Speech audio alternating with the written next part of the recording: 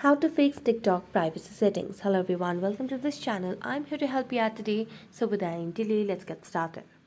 So first of all, launch the TikTok application on your device and make sure that you're logged into your account. Now tap on your profile at the bottom right corner of the screen, and as you tap on your profile, it will lead you to your profile section. So tap on the hamburger icon at the top right corner. Here select on settings and privacy.